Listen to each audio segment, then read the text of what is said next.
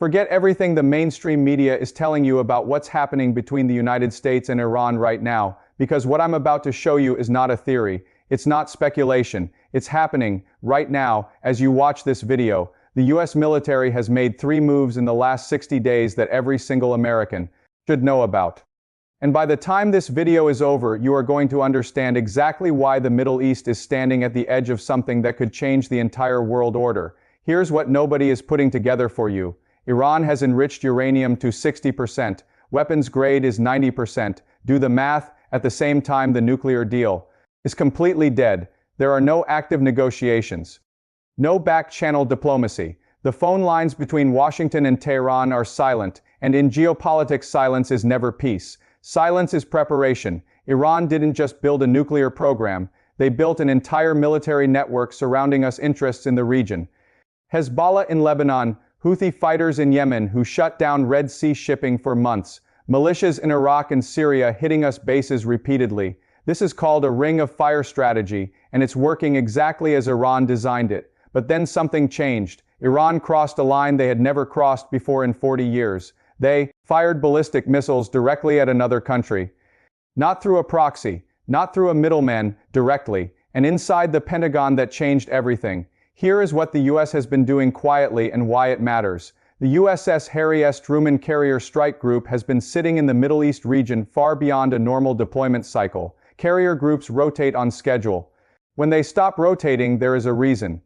Additional destroyers and submarines have been quietly moved into the Persian Gulf and Arabian Sea. Submarines specifically because submarines are what you move when you want capability that no enemy radar can detect. Multiple THAAD missile defense batteries have been repositioned across US bases in Qatar, Bahrain, and the way simultaneously.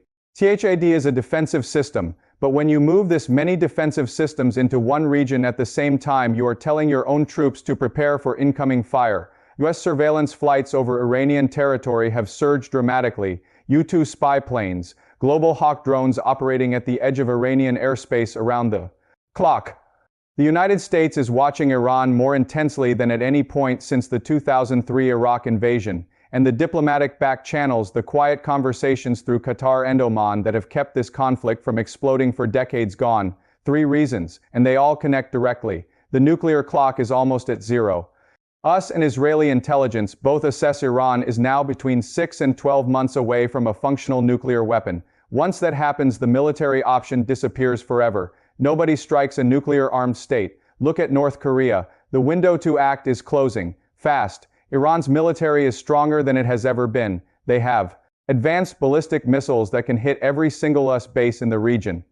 They have combat-tested drones, the same ones they exported to Russia, used extensively in Ukraine. Their air defense has been upgraded with Russian technology. Every year that passes, the cost of confrontation goes up. Military planners know this, and some inside the Pentagon have concluded the window for a manageable confrontation is almost closed. The voices pushing for action are winning in Washington.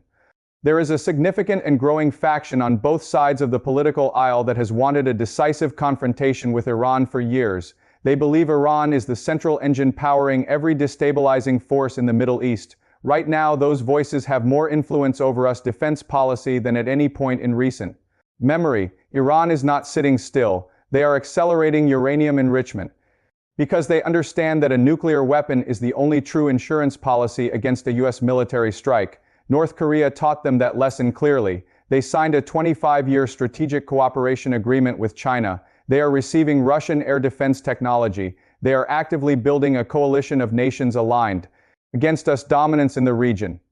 And their proxy forces, Hezbollah, the Houthis, Iraqi militias, are not standing down. They are being resupplied and repositioned. Iran's strategy is designed around one core idea: make the cost of attacking them so devastating for Israel, for Gulf states, for US forces, for global oil markets that no rational actor pulls the trigger.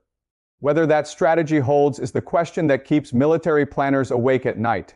The US maintains maximum pressure, sanctions, cyber attacks, covert operations. Iran responds through proxies, but neither side crosses into open war. This cold conflict drags on dangerous, unstable, but not exploding scenario 2 Israel strikes.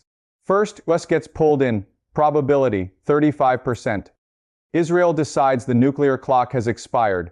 They launch strikes on Natanz, Fordo Isfahan. Iran retaliates not just against Israel but against every U.S. asset in the region simultaneously.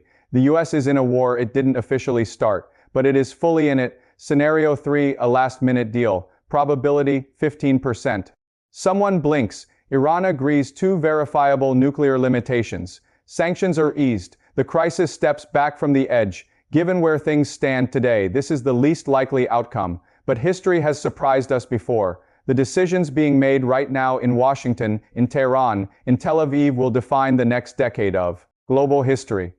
Oil prices, global markets, the security of every U.S. service member in the region, all of it hanging on what happens next. This is the story that matters most right now, and most people have no idea it's unfolding. If you want to stay ahead of what's actually happening in the world, not what they want you to hear, subscribe to this channel. We cover the stories that the headlines are missing every day.